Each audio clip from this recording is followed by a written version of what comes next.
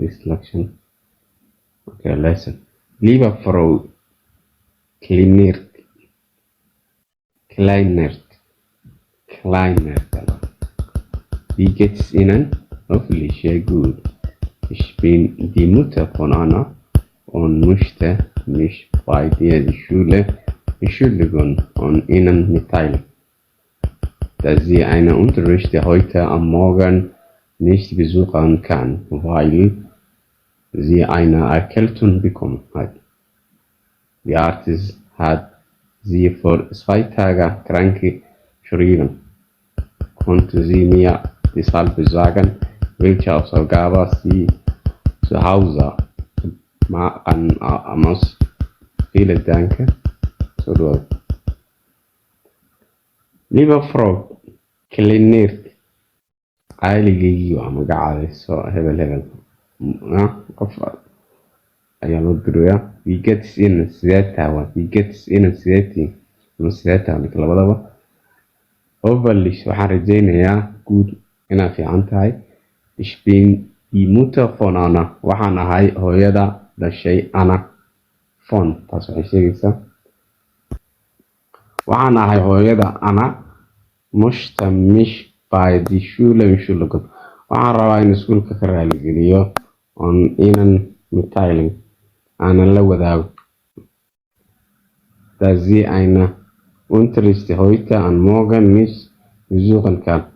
In labada waxbarashada ama fasalka berita iyo maalinta xigta heute maanta iyo morgen berita nicht besuchen kann.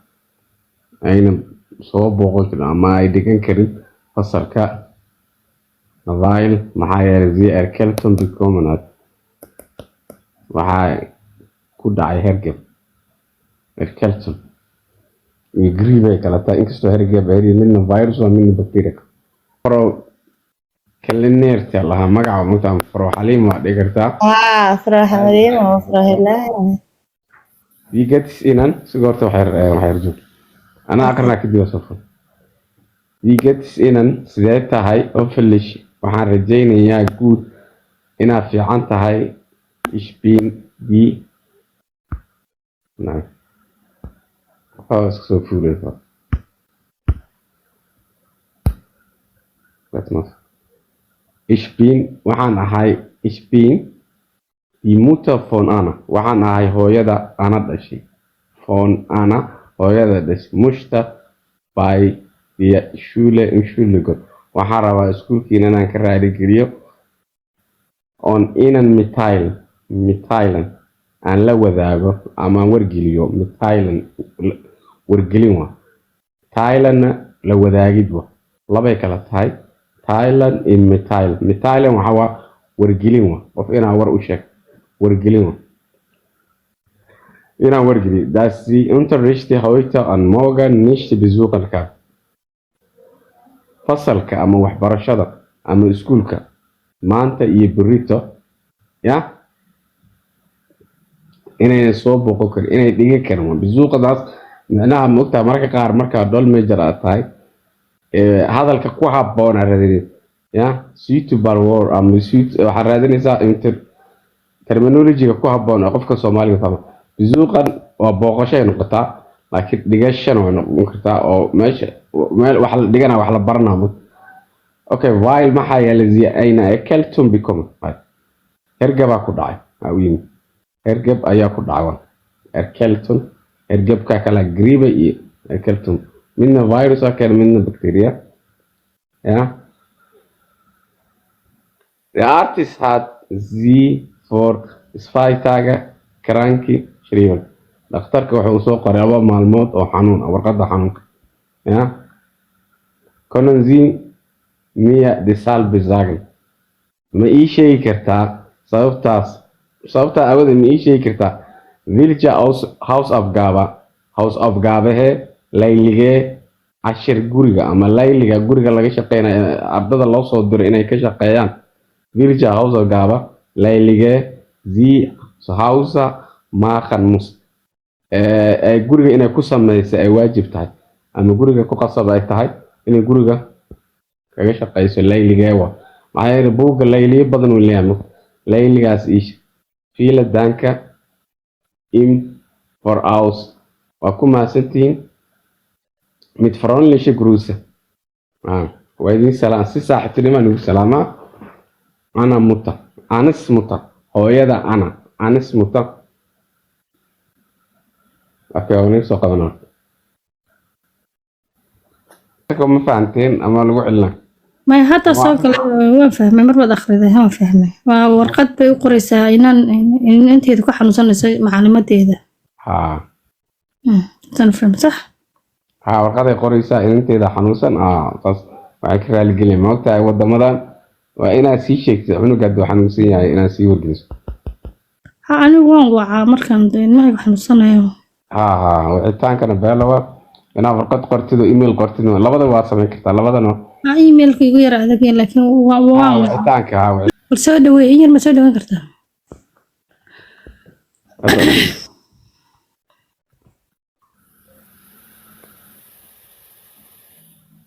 Liebe Frau Klana, Samaha. Wie geht's es Ihnen? Hoffentlich gut. Ich bin die Mutter von Anna und musste mich bei der Schule entschuldigen und Ihnen mitteilen. Ihnen mitteilen? Was ist das? Mitteilen. Okay. Dass Sie den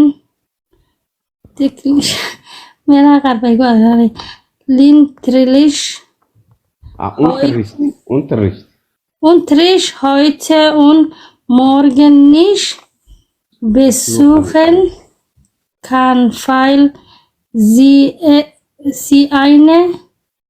eine Erkältung okay, bekommen hat.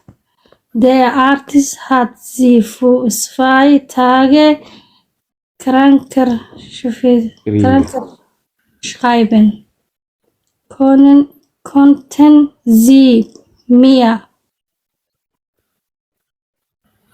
Sie mir deshalb sagen, welche Aufgaben sie zu Hause machen muss. Vielen Dank im Voraus. Mit freundlich Grüße Anna Mutter. ما أخرسك سلامي ما في جس إن وسات هوا سيت هوا جروس سي وأكو سلام ولكن هذا سات هوا في جس إن سات هاي hoffentlich gut. أو حرجينا أنا في عنتها hoffentlich gut. Ich bin die Mutter von Anna وحنا hooyada und musste mich beim der Schule entschuldigen. waxaan doonayaa inaan iskuulkan u qoro ka raali geliyo inaan maqanahay halkaas yar ii akhri walaal Unterricht dass sie Unterricht okay ma Unterricht baa halkaas qoraalkana si fiican u arkayno Unterricht dass sie dann Unterricht heute und morgen nicht besuchen kann. maanta iyo beri iskuulka ma soo booqanayno. laakiin hadda booqasho ma mogtahay waa runtaa booqasho laakiin berita iyo maanta iskuulka ma dhiganayso ma booqanayso labada waa dhigan karaa laakiin besuqanka waa booqasho laakiin labada beri iyo maanta iskuulka ma imanayso kale iyadu waa macnaheeda Soomaali ahaan marka la faso ayaa loo jeedaa oo macnaheedu weil sie eine Erkältung maxaa yeelay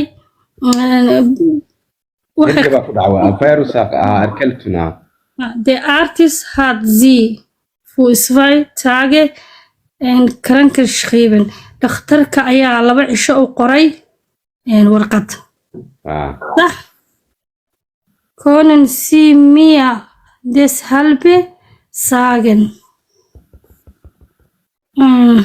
كونن سي انت يروى waxay inta yarwaa مية زاغن ما إي شيء كرتين وما إي شيء كرتين sida sababteed miya sida سببتها سببتها darteed deshalb ما إي شيء كرتين سببتها okay filsche aufgeben sie zu Hause machen muss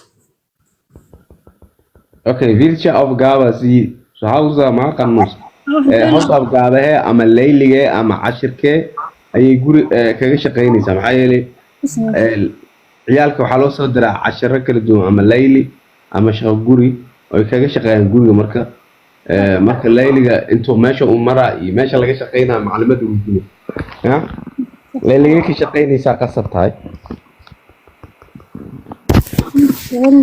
kasirkaagana beelo waa fiican yahay bas laakiin akhriskaa kugu yar akhriska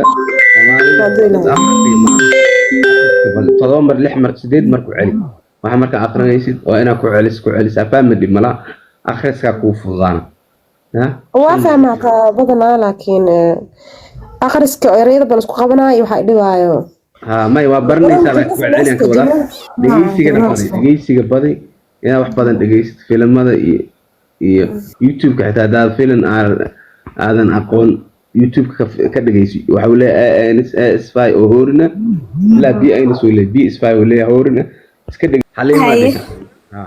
Wie geht es Ihnen? Hoffentlich gut. Ich bin die Mutter von Anna und möchte mich bei der Schule entschuldigen und Ihnen mitteilen, dass sie den Unterricht heute und morgen nicht besuchen kann, weil sie eine Erkältung bekommen hat. Der Artist hat sie vor 2 Tagen krank geschrieben. Können Sie mir deshalb sagen, welche Aufgaben Sie zu Hause machen muss? Für im Ferias mit freundlich Grüßen, Annas Mutter. Okay, marka la ku celi Wie geht es Ihnen? Sidee tihiin oo kale weeyaan hoofentilish gut waxaan ii rajeynayaa inaad fiican tihiin ama inaad fiican tahay mise waa jamac macalin inaad fiican tahay qof waa inaad fiican tahay ich bin die Mutter von Anna waxaan ahay hooyada Anna hal qof ay u duraysaa faro xaliima oo kale hal qof waxaan ahay hooyada Anna waxaan rabaa mish by der Schule waxaan idinka rabaa in iskuulka aan idinka inshultugun idinka raali geliyo inaan mitteilen yani inaan ka qayb qaadanin daasiyadan unterricht okay inaan mitteilen inaan dii wargeliyo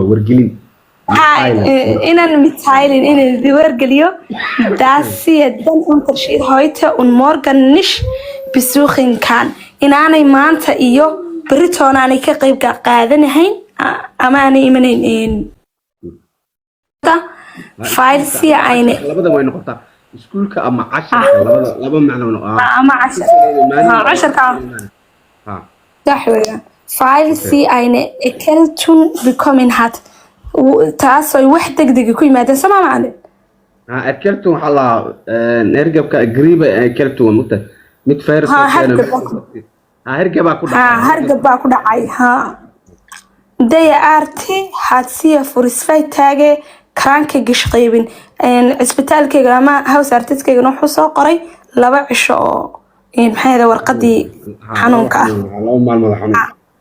ya content sie mir deshalb sagen ma idin sheegi karaa first ma sheegi kartaa ma sheegi kartiin adiga ma sheegi kartiin waa first aufgaben sie zu Hause machen housegabaha ama exercise-ka soo sameynayso guriga ku sameynayso ay ama tahay inay ku sameyso waajib mahadsantahay fiiladanka waad mahadsantahay mid freundlich grüßen salaan saaxiibtinimo Anna Mutter hooyadii الدنيا اخر ما اخر لك 10 Okay.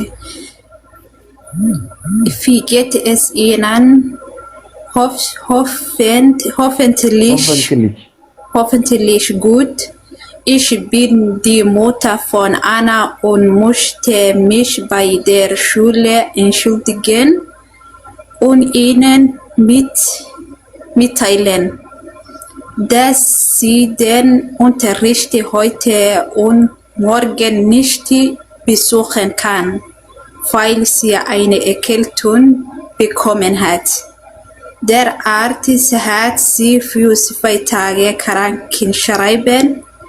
Konnten Sie mir deshalb sagen, welche Aufgaben sie ausmachen muss? Vielen Dank im Voraus. Mit freundlichen Grüßen, Annas Mutter. بيت النقمة لسه مركز لك وعلي انا ادرس Wie geht es Ihnen? Hoffentlich gut. Ich bin Mutter von Anna und musste mich bei der Schule entschuldigen und Ihnen mitteilen, dass sie den Unterricht heute und morgen nicht besuchen kann, weil sie eine Erkältung bekommen hat. Der Arzt hat sie für 2 Tage krankgeschrieben. Konnten Sie mir deshalb sagen, welche Aufgaben sie zu Hause machen muss? Vielen Dank im Voraus. Mit freundlichen Grüßen, Annas Mutter. لا ما شاء الله اخرسك بيلو اخرسك بدي دقيسي كلمة قرالك ما شاء الله اسكول ادام الدنيا مع السكول بن آذاه اوكي من اللي حرق برق كورس بن آذاه ايس فاي كبوك افراد بن مريا هذا معنى واسكودية اوكي ليبا فقو كلاين نرت فرو حليمة دي فادمنا Okay, wie geht's Ihnen? Sehr teil. Hoffentlich gut. Ich bin die Mutter von Anna und ich musste mich bei der Schule entschuldigen und Ihnen mitteilen. Okay, ich waxaan ahay way tiri ich bin die Mutter von Anna. Wie geht es Ihnen sehr teil? Ich hoffentlich macni ma maqashaa khadka iga xumada haddaan ku maqalnaa markii hore maku maqli digadis inan Wie geht's Ihnen sehr tahay? Hoffentlich gut waxaan ku rajeynayaa inaad fiican tahay. Ich bin die Mutter von Anna, waxaan ahay Anna hooyadeed und ich musste mich bei der Schule entschuldigen und Ihnen mitteilen. Waxaan rabaa inaan kaa raaligeliyo kunana wadaago dass sie den Unterricht heute und morgen nicht besuchen kann. Inayna berrina imaan karin maantana imaan karin Anna weil sababtoo ah si eine Erkältung waxaa haya hargab bekommen hat waxaa haya hargab macna iga sax wixii khaldan haleelay ama wax moogtahay mararka qaar waxaa u yimid bekommen hat hargab laakiin waa imaansho laakiin wixii saa u fasirtay waa moogtahay mararka qaar marka aad turjubaan tahay ereyga sida qaabka uu saxan yahay waa inaad turjisto hergabaa ku dhacay waa saxantay laakiin haddii erey loo fasiro waxaa hergabaa u yimid haddii hore loo qaado der Arzt hat sie für 2 Tage krankgeschrieben. Dhakhtarkuna wuxuu isoo qoray 2 Tage 2 maalmood oo ah krankgeschrieben warqada xanuunka ah. Konnten Sie mir deshalb sagen sidaa darteed waxaan rabaa welche Aufgaben Sie zu Hause machen muss. Waxaan rabaa hawsafgabaheeda inaad iisoo sheegtid si ay guriga uga shaqayso. Machen muss waxay ku khasbantahay inay guriga kaga shaqayso si ay guriga uga shaqayso. vielen Dank im Voraus وأنا mahadsantahay mit freundliche Grüße. si wanaagsan aan ku salaam si weyn aan ku salaamaa mid furan waxaan rabaa inaan okay waxaan dhahdaa maanta gabadhayda ma imaan karto iskuulka maxaa yeelay madaxa xaruna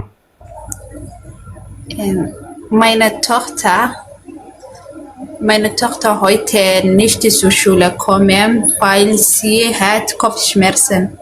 Weil sie Kopfschmerzen hat.